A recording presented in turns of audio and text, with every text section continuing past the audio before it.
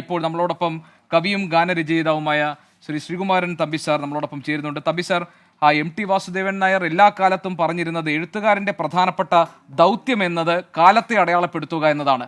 കാലത്തിൻ്റെ മുന്നിൽ ഒരു സാക്ഷിയായി മനുഷ്യൻ്റെ മനസ്സുകളെ മനസ്സിലാക്കാനുള്ള ശ്രമമാണ് എഴുത്തിലൂടെ താൻ നടത്തുന്നതെന്നാണ്. MT വാസുദേവൻ നായർ ഇനി നമ്മളോടൊപ്പം ഇല്ല. ഇനിയുള്ള കാലം MT ഇല്ലാത്ത കാലമാണ്. അദ്ദേഹത്തിൻ്റെ എഴുത്തുകൾ നമുക്ക് വഴികാട്ടിയാകുമോ? അത് ഒരു വലിയ കാലഘട്ടം അവസാനിക്കുകയാണ്. എം ടി വെറുമൊരു എഴുത്തുകാരനായിരുന്നില്ല, എം ടി ഒരു പ്രസ്ഥാനമായിരുന്നു, ഒരു വലിയ ജീനിയസ്. നമ്മുടെ കേരളം കണ്ട ഏറ്റവും വലിയ ജീനിയസ് എന്ന് പറഞ്ഞാൽ അത് എം ടി ആണ്. കാരണം അത് വിവിധ മേഖലകളിൽ അദ്ദേഹം തെളിയിച്ചിട്ടുണ്ട്.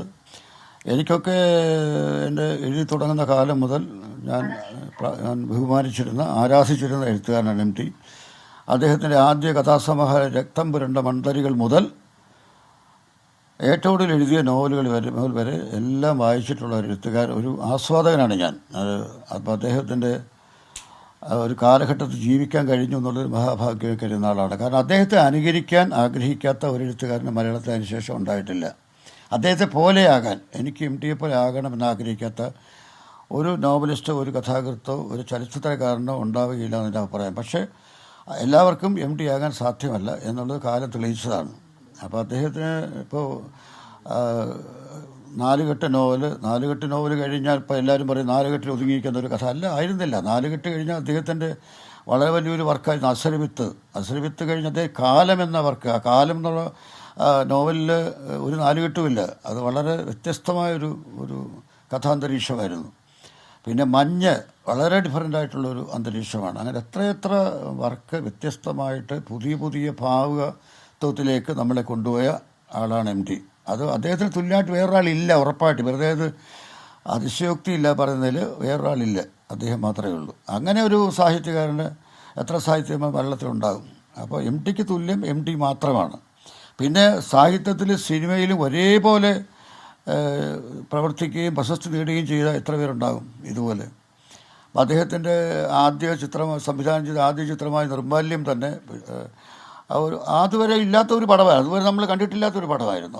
അത് ആദ്യ ചിത്രത്തിൽ തന്നെ സ്വർണ്ണത്താമര നേടിയ, ഗോൾഡ് മെഡൽ നേടിയ പടമാണ് നിർമ്മാല്യം. എന്ന് മാത്രമല്ല, അദ്ദേഹം ആദ്യമായിട്ട് തിരക്കഥ എഴുതിയ മുറപ്പെണ്ണ് എന്ന സിനിമ 1965 അത് വരുന്നത്.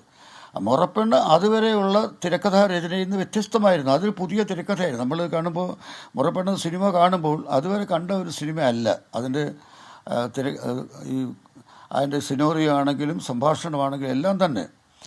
അപ്പോൾ എവിടെയും തൻ്റെ സ്വന്തമായി താൻ സൃഷ്ടിച്ച ഒരു ടച്ച് കൊണ്ടുവന്ന ആളാണ് എം ടി. എം ടിയുടെ സ്പർശം വേറെയാണ്, അത് മറ്റൊരാളിൻ്റെതുപോലെ അല്ല.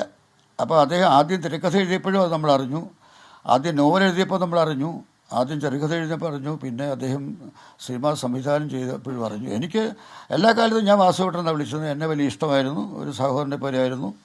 ഇപ്പോഴും എനിക്കറിയാം, ഞാൻ തൃശ്ശൂർ ഗവൺമെൻറ് എഞ്ചിനീയറിംഗ് കോളേജിൽ പഠിക്കുമ്പോഴാണ് എൻ്റെ ആദ്യത്തെ ചെറുകഥ സായാഹ്നം എന്ന ചെറുകഥ മാതൃഭൂമി ആഴ്ച പോയി പ്രസിദ്ധീകരിക്കുന്നത്. അപ്പോൾ അതിൽ കഥ കിട്ടി, കൊള്ളാം, ഉടനെ ചേർക്കാം എന്ന് പറഞ്ഞ് അദ്ദേഹം മറുപടി ഏറെക്കാലം ഞാൻ കയ്യിൽ സൂക്ഷിച്ചു വെച്ചിരുന്നു. കാരണം അത് വലിയ നിധിയായിരുന്നു എനിക്ക്. കാരണം എൻ്റെ കഥ എം ടി ഇഷ്ടപ്പെട്ടു, അത് മാതൃഭൂമി ആഴ്ച പോയി ചേർക്കുന്നു എന്ന് പറഞ്ഞു. അപ്പം അങ്ങനെ വളരെയധികം മാനസികമായിട്ട് പോയി. ഇപ്പോൾ ഏറ്റവും ഒടുവിൽ തുഞ്ചൻ ഉത്സവത്തിന് ഞാനായിരുന്നു ഉദ്ഘാടകൻ. അപ്പോൾ ഏറ്റവും ഒടുവിൽ നടന്ന അന്ന് രാത്രി കലോത്സവം ഉദ്ഘാടനം ചെയ്യാൻ പ്രകാശ് റാവുവാണ് വരേണ്ടിരുന്നത്. അദ്ദേഹം വന്നില്ല. അപ്പോൾ അദ്ദേഹം പറഞ്ഞു, വാസുവേട്ടൻ പറഞ്ഞു, കലോത്സവം തമ്മിൽ ഉദ്ഘാടനം ചെയ്താൽ മതി. അപ്പോൾ രാവിലെ ഞാൻ തുഞ്ചൻ ഉത്സവം ഉദ്ഘാടനം ചെയ്തു, രാത്രി കലോത്സവം ഉദ്ഘാടനം ചെയ്യുന്നു. അത് എൻ്റെ കൂടെ ഉണ്ടായിരുന്നു. 2 ദിവസം ഞങ്ങൾ ഒരുമിച്ചുണ്ടായിരുന്നു. അതാണ് അന്ന് ഞാൻ ഏറ്റവും കൂടുതൽ കണ്ടത്. ഇപ്പോൾ എനിക്ക് സുഖമില്ലായിരിക്കുകയാണ്. അപ്പോൾ എനിക്ക് ഇപ്പോൾ ഉടനെ പോകാനും പറ്റില്ല കാലിക്കറ്റിലേക്ക്. അപ്പോൾ തമ്പി സാർ, MT വാസുദേവൻ നായർ പല അഭിമുഖങ്ങളിലും അദ്ദേഹം പറഞ്ഞിട്ടുണ്ട്, അദ്ദേഹം എഴുതി തുടങ്ങിയ നാളുകളെക്കുറിച്ച്. അന്ന് അദ്ദേഹം പറഞ്ഞത് പലതരത്തിലുള്ള സാഹിത്യ രൂപവും പരീക്ഷിച്ചു നോക്കി. അതിൽ ആദ്യം പരീക്ഷിച്ചത് കവിതയാണ്. പക്ഷെ കവിത അങ്ങോട്ട് ശരിയായില്ല. എല്ലാ കാലത്തും MT പറഞ്ഞിരുന്ന അദ്ദേഹത്തിന് അസൂയ തോന്നിയിട്ടുള്ളത് കവികളോടാണെന്നാണ്. ആ അർത്ഥത്തിൽ ഒരുപക്ഷെ അദ്ദേഹത്തിൻ്റെ അസൂയയ്ക്ക് പാത്രമായിട്ടുള്ള ആളാകും താങ്കൾ, കാരണം കവിത്വം എന്നതുകൊണ്ട്.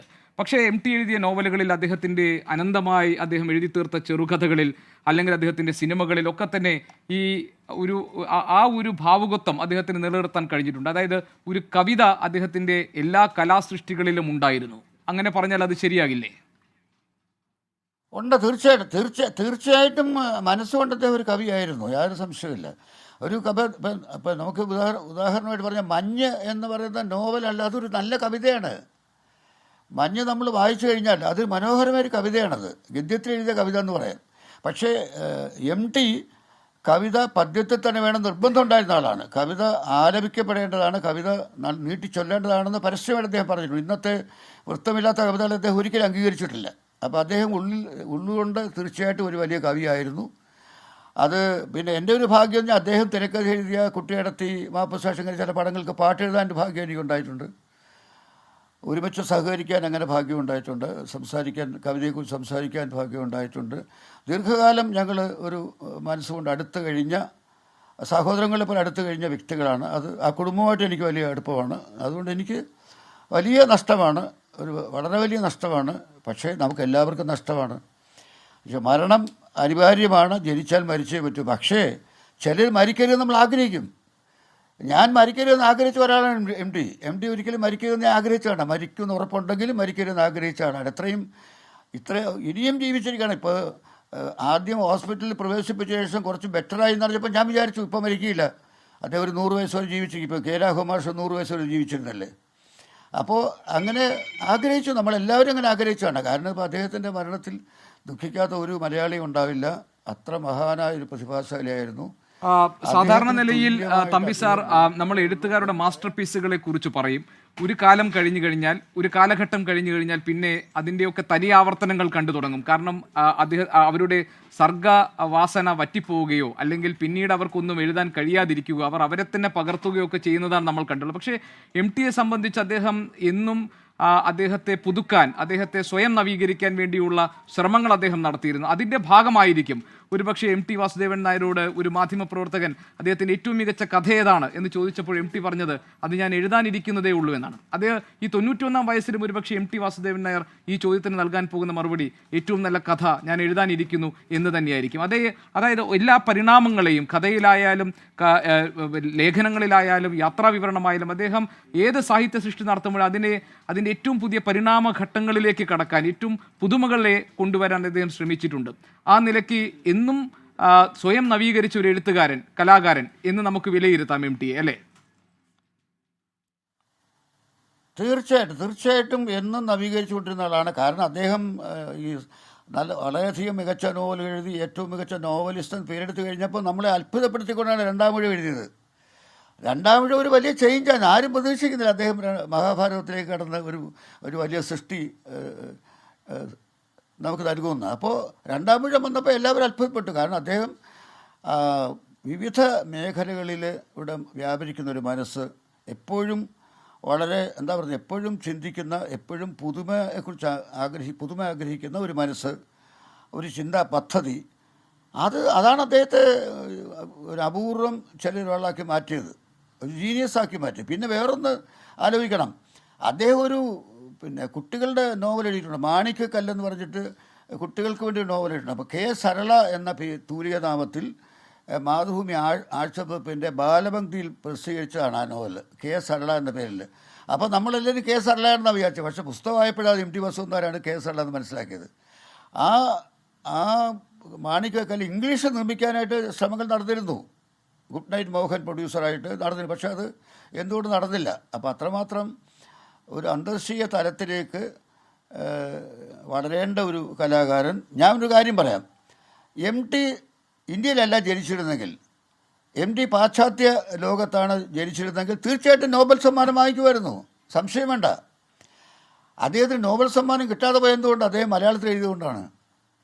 നമ്മളുടെ ഏറ്റവും വലിയ മഹാന്മാരായ എഴുത്തുകാർക്കുള്ള ഒരു പരിധി, നമ്മുടെ ഭാഷ മലയാളം ഒരു ചെറിയ ഭാഷയാണ്, ഒരു പ്രദേശത്ത് മാത്രം സംസാരിക്കുന്ന ഭാഷയാണ്. അവിടെയുള്ള ശരിക്കും പറഞ്ഞാൽ MTയുടെ അടുത്തെങ്ങ് നിൽക്കാൻ കഴിവില്ലാത്ത പാശ്ചാത്യ എഴുത്തുകാർക്ക് നോബൽ സമ്മാനം കിട്ടിയിട്ടുണ്ട്. ഇത് ആത്മാർത്ഥമായിട്ട് ആണ് ഞാൻ പറയുന്നത്. കാരണം അത്രമാത്രം നമുക്കൊരു തുല്യത കൽപ്പിക്കാനാവാത്ത ലോക സാഹിത്യകാരന്മാരിൽ, ഈ ലോകം മുഴുവനുള്ള വിവിധ ഭാഷകളുടെ നോവലിസ്റ്റുകളിൽ പ്രഥമ സ്ഥാനത്ത് നിൽക്കുന്ന ഒരു നോവലിസ്റ്റും എഴുത്തുകാരനുമാണ് എം ടി വാസുദേവൻ നായർ. അതുപോലെ സിനിമയിലും അദ്ദേഹം വ്യത്യസ്തനായിരുന്നു. അദ്ദേഹം പുതിയ വഴി, തിരക്കഥാരംഗത്ത് പുതിയ വഴി കണ്ടുപിടിച്ചു, സംവിധാനത്തിൽ പുതിയ വഴി കണ്ടുപിടിച്ചു. അദ്ദേഹത്തിൻ്റെതായ വഴിയുണ്ടായിരുന്നു എപ്പോഴും. അത് എല്ലാ എഴുത്തുകാർക്കും ഉണ്ടാവില്ല. അത് നിങ്ങളുടെ ആൾക്കൂട്ടത്തിൽ തനിയെ എന്ന് അദ്ദേഹം ഒരു കൃതി എഴുതിയിട്ടുണ്ട്. പക്ഷേ ആൾക്കൂട്ടത്തിൽ തനിയെ ആയിരുന്നു അദ്ദേഹം എല്ലാ അർത്ഥത്തിലും. ആൾക്കൂട്ടത്തിൽ നിങ്ങൾ കേൾക്കുന്ന ബഹളത്തിൽ ഒരു ശബ്ദം തിരിച്ചറിയുന്നുണ്ടോ എന്നാണ് ചോദിക്കുന്നത്. ആ തിരിച്ചറിയുന്ന ശബ്ദമാണ് ജീനിയസ്. അങ്ങനെയുള്ള എഴുത്തുകാർ വളരെ അപൂർവമാണ്. അങ്ങനെയുള്ള ഒരാളാണ് എം ടി.